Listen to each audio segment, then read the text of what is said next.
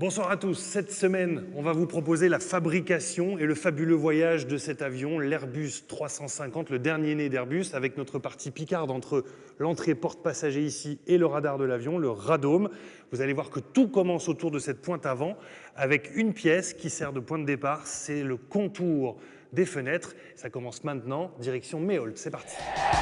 Et ce contour de fenêtre, le voici dans sa forme originale. Un bloc d'1 tonne d'alliage d'aluminium. Après 20 heures d'usinage, il en ressort une pièce de seulement 24 kg. Plus de 800 kg donc de déchets immédiatement recyclés, mais pas pour servir dans l'aéronautique. Voilà, la pièce, une fois sortie de l'usinage, arrive ici. Vous reconnaissez ces encadrements de glace. On a juste rajouté cette peinture primaire.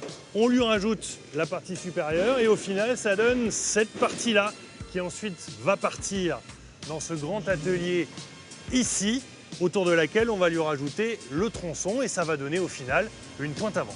Une pointe avant qui donne ce résultat-là en vol. Regardez, on dirait presque qu'il a des lunettes de soleil. Ce nouveau design a été réalisé par les ingénieurs et voulu par celui qui a imaginé l'appareil en personne. Sur la 350, il y a eu un nouveau design, plus élégant également. On a 6 fenêtres, 6 pare-brises. Mais après, c'est la tenue structurale, donc c'est une pièce structurale très importante et très délicate en termes de définition pour s'assurer bien sûr de sa robustesse. Retour dans la chaîne de fabrication, c'est un long travail de précision avec les compagnons. Oui, c'est comme ça qu'on les appelle, ces petites mains d'Airbus. Il y en a 1500 à Méholt. On perce, on sertit, on colle, on vérifie. Ils savent très bien que c'est par eux que tout commence. Ah ouais, on en prend conscience parce qu'on se dit après ça part dans le Beluga qui amène à Saint-Nazaire, Toulouse et après un jour l'avion va voler et ouais, on en prend conscience. Ouais. Ça vous met la pression ? Au début oui, mais maintenant non. On a quand même une petite fierté bien sûr.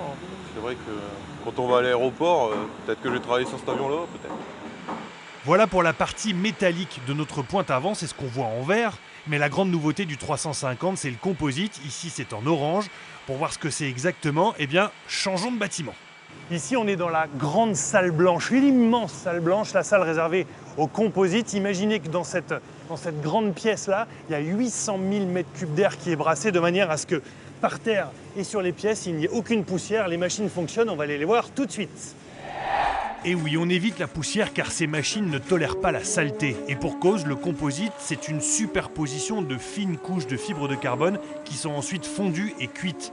Le composite fait gagner 30% du poids de l'avion. Du coup, les pièces métalliques plus solides sont conservées, mais uniquement pour les zones qui peuvent être percutées par des oiseaux, notamment. On fabrique cette matière première, on part vraiment de bobines de fils de matière composite, de matière carbone, et à la fin on en fait de très belles pièces qui vont constituer celle de l'avion. C'est quelque chose de magique pour nous. 10 pointes avant d'un 350 sont produites comme ça chaque mois à Méholt. L'usine en produit 750 sur une année, tout modèle confondu, ça fait plus de 2 par jour. Allez, voilà, c'est la fin de la première partie de notre série sur le fabuleux voyage de la pointe avant du 350. Vous reconnaissez bien la partie composite qu'on vient juste de voir à l'image, et puis la partie en vert, la partie de la pointe avant avec laquelle on a commencé notre sujet. Tout ça est juste devant le quai de chargement. Le Beluga va arriver d'une minute à l'autre. Tout ça va rentrer dedans, direction Saint-Nazaire, mais ça, c'est pour demain. À demain.